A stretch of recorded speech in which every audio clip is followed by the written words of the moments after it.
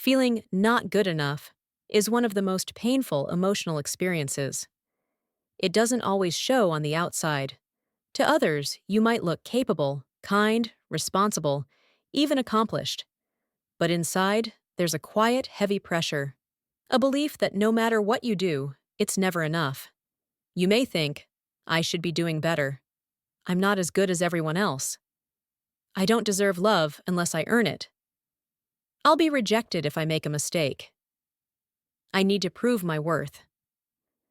This feeling can follow you into work, into relationships, into your own mind. And the hardest part is this. Even when people tell you that you're enough, even when life goes well, even when nothing is wrong, the feeling doesn't go away. If this is something you struggle with, I want you to know this.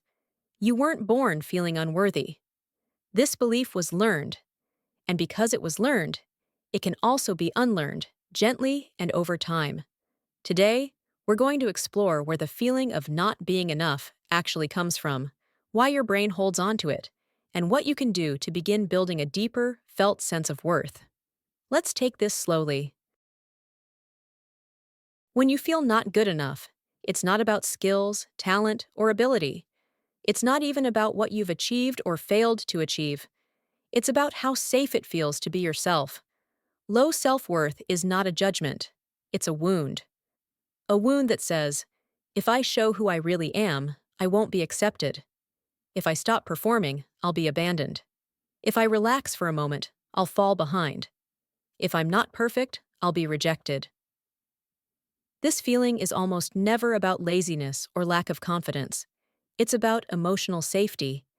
Your nervous system learned that you have to be useful, be perfect, be agreeable, be strong, be responsible, be quiet, be high-achieving, in order to be loved.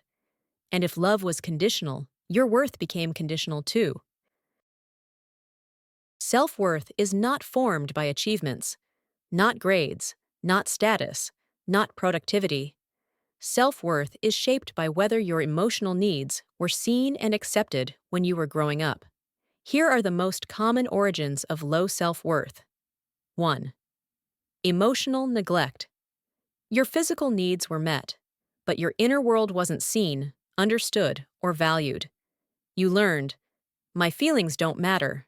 My needs are inconvenient. I shouldn't take up space. This becomes a belief, I am not enough. 2. Conditional love. If affection only came when you behaved, achieved, or pleased others, you learned, my worth depends on what I do, not who I am. So as an adult, you keep striving, not because you want more, but because stopping feels dangerous. 3. Criticism or comparison.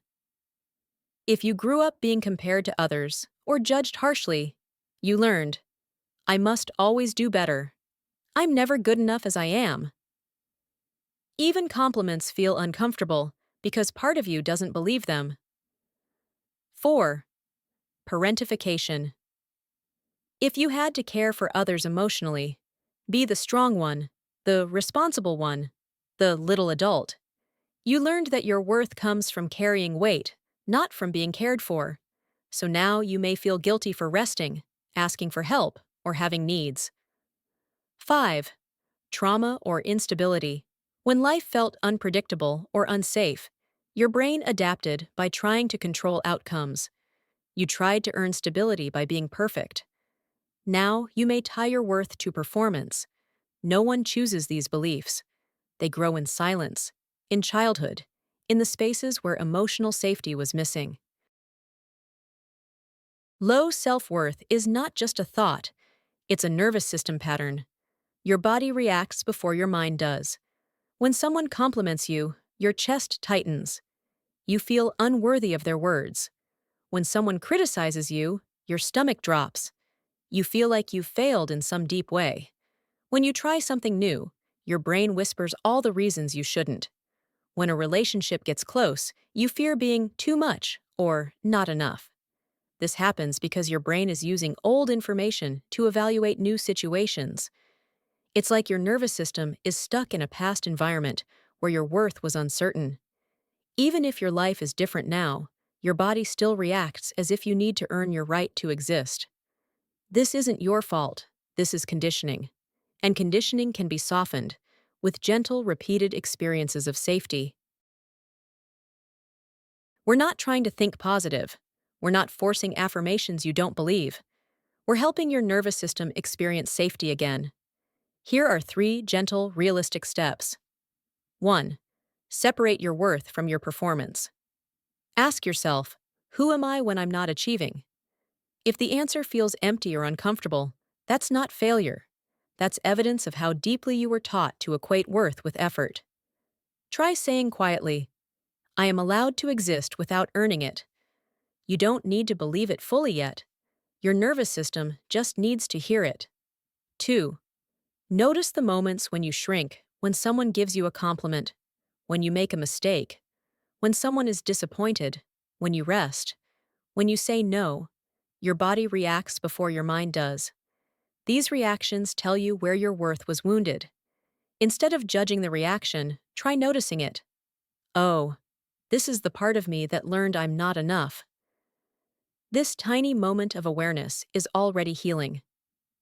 3. Practice receiving.